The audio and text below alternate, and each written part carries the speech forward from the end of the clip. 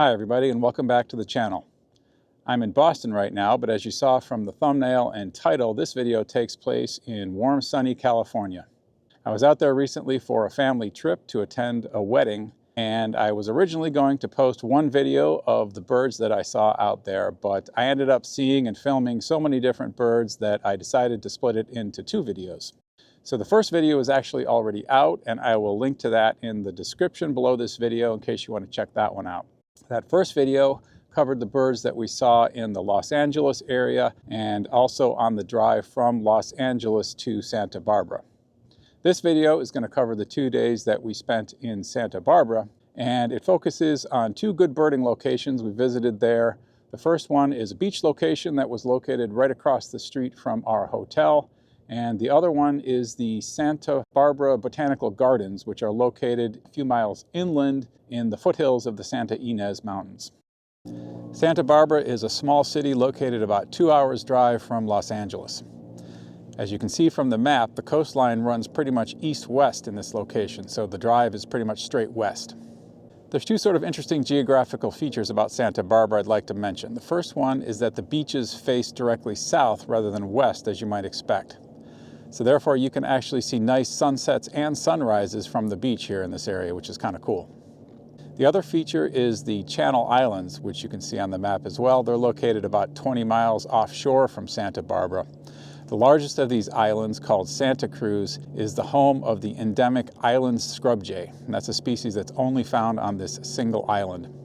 There are tour boats that will take you on day trips from Santa Barbara out to these islands, but we didn't have time to do that on this trip, unfortunately. So our first birding location is this beach area where Mission Creek empties into the ocean. This is really a nice spot because you have this shallow area of fresh water from the creek, which you can see here on the left, separated from the ocean by a narrow stretch of sand.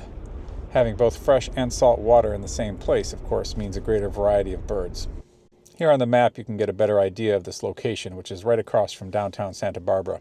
You can also see the large pier called Stearns Wharf that's quite close by, and that's also interesting from a birding perspective. This location is an eBird hotspot, which is called Mission Creek Outflow.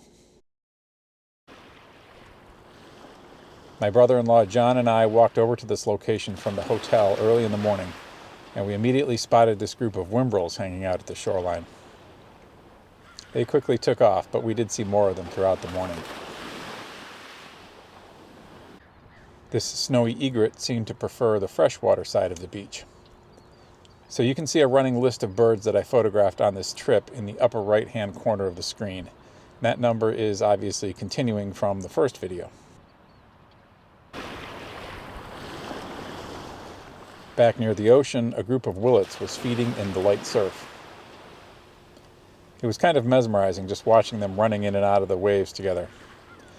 Birding on the beach first thing in the morning is incredibly relaxing and enjoyable.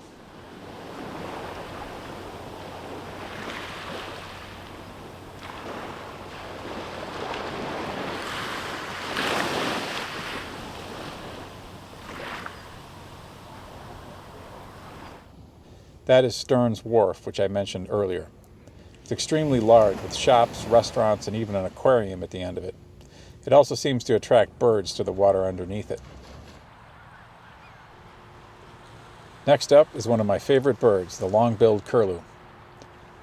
We had already seen one the previous day on Malibu Beach during our drive from LA to Santa Barbara, but it was thrilling to see another one here. There were also some whimbrels and black-bellied plovers hanging out with it.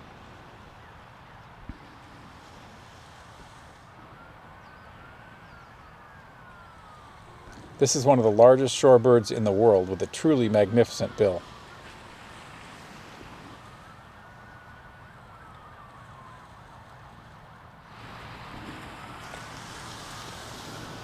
You can see how much larger this bird is than the whimbrels just behind it, and whimbrels are considered to be large shorebirds themselves.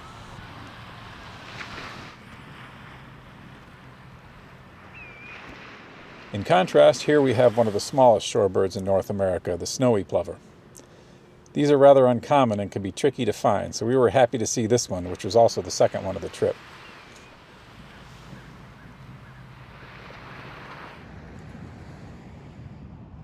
And this is John, my sharp-eyed brother-in-law, who spotted a lot of the birds in this video, including the snowy plover that we just saw.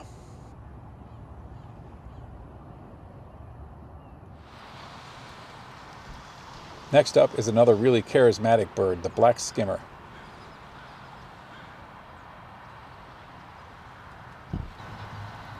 Skimmers are related to terns, but they have a large specialized bill with a longer lower mandible that lets them skim food from the surface of the water while they're flying.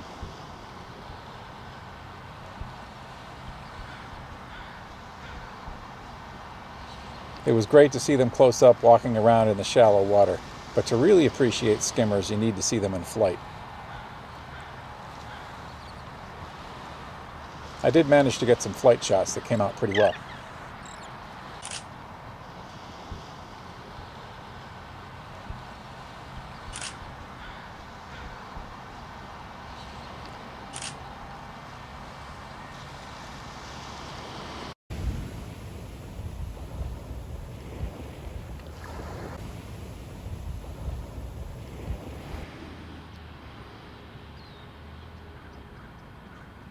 This American pipit was working its way up and down the edge of the freshwater area. If you have sharp eyes, you might have already noticed it in a couple of the previous clips. My most recent video from my home patch in Massachusetts featured an American pipit, which was a welcome addition to my little big year list for my home patch, and at that time it was a new bird for the channel life list. However, full disclosure, I actually saw this pipit in California a few days before the one in Massachusetts. But I put birds on the channel list when they appear in a video, not when I see them.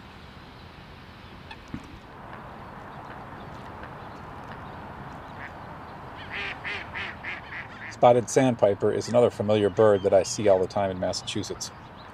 They have a huge range and are seen on both coasts.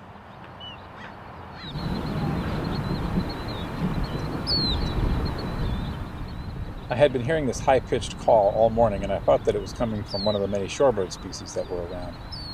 But it turns out that it was this black phoebe, which was hawking insects from a low perch.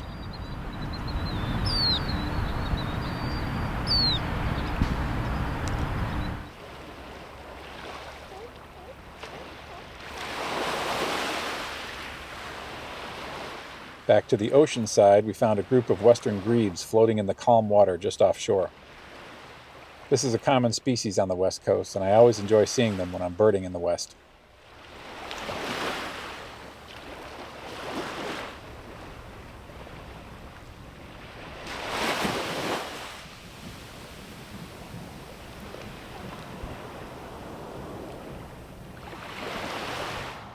The last bird from our morning session was this red-tailed hawk perched in a palm tree.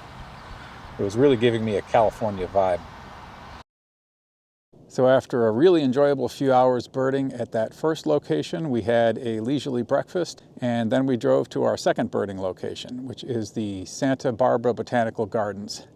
These are located a few miles inland up in the foothills of the Santa Ynez Mountains, and it's a really interesting place to visit whether you're a birder or not. The creek that runs through the middle of the Botanical Gardens is Mission Creek, which is actually the same one that empties into the ocean at our first location. The Santa Barbara Botanical Garden has a strong focus on studying and protecting the endemic plant species of the Channel Islands, which, as I mentioned, are directly off the coast from Santa Barbara. Some of these endemic plants have such small ranges that they could be wiped out by a catastrophic event like a fire.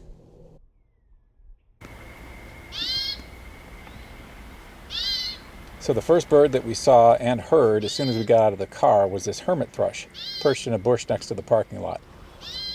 I'm not sure why it's making its distinctive alarm call over and over like this. It's not because I was filming it, since this sound is how we noticed it in the first place.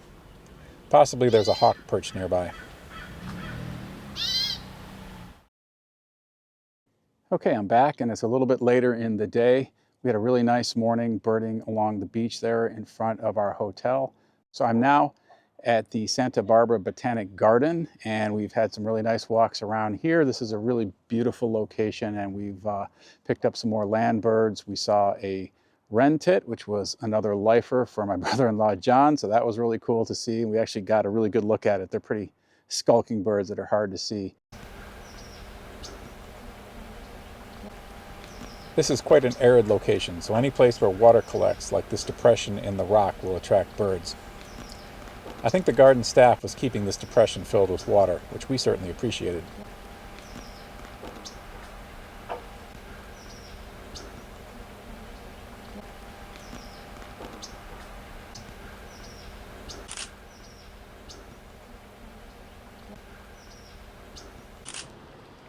This Townsend's warbler is a beautiful western warbler species that has a range that extends eastward only as far as the Rocky Mountains.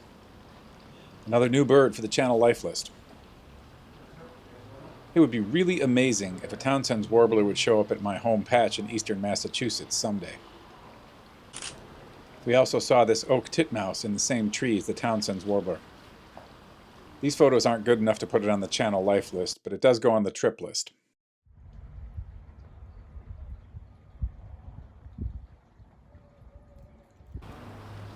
Acorn woodpeckers are common and conspicuous birds in the western United States and always fun to see. Their bold facial pattern reminds me of a clown somehow. Acorn woodpeckers drill shallow holes in trees to store nuts, as you can see. A tree that is covered with nuts like this one is known as a granary. Looks like this busy guy has several months of food put away.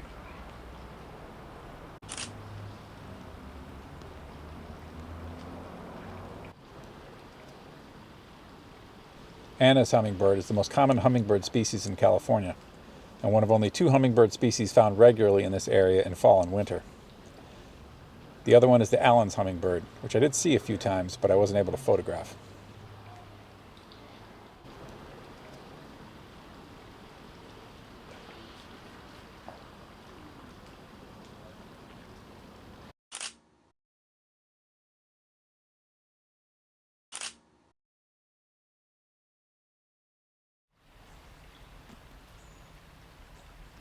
This dark-eyed junco was scratching around on the path as we approached. This is the Oregon subspecies, which is much more colorful than the slate-colored subspecies that we get in the east.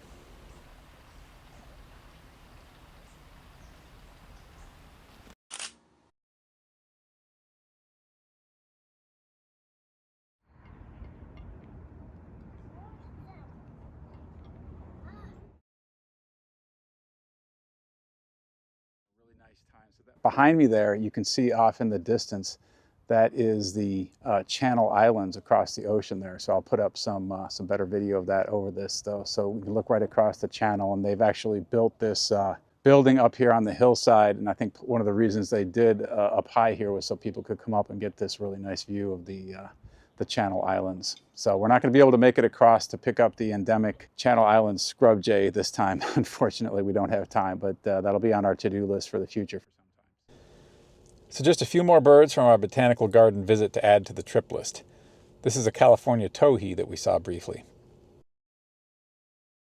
This spotted towhee was very close, but I just couldn't get an unobstructed picture of it.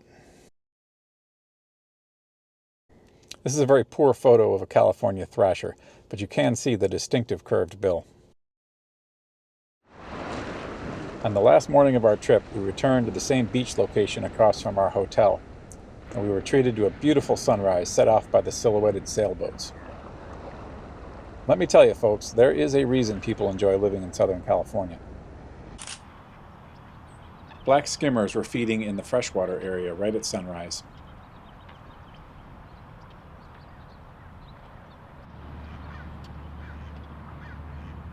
A small flock of Brewer's blackbirds was bathing in the freshwater pool where Mission Creek empties into the ocean. They are common in the west, but aren't found in the east, so this is another new channel bird.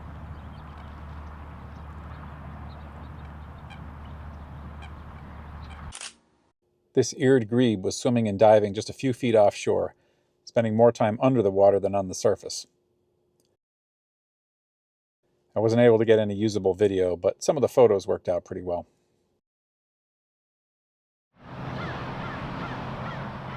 Western meadowlarks were surprisingly common on this trip. I really struggle to find eastern meadowlarks back home in New England.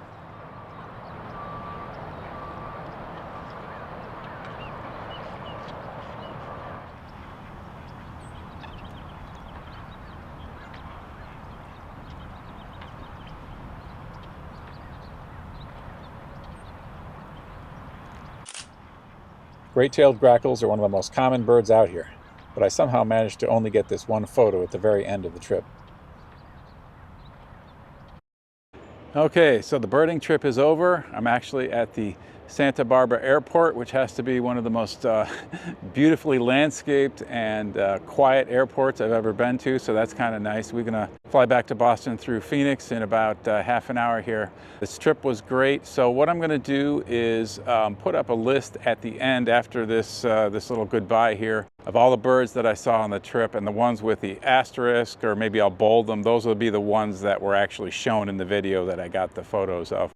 I believe the final total from the trip is in the low 80s. It's going to be maybe 81 or something like that. So considering the fact that we only birded for a few hours here and there on this trip, that it was mostly family things and visiting and things like that, I think we did very well. So Southern California, really an awesome place to bird if you ever get a chance to do that. Really, just it's such a beautiful place, and the birds are great as well. Thank you very much for watching if you've made it this far, and I'll see you in the next one.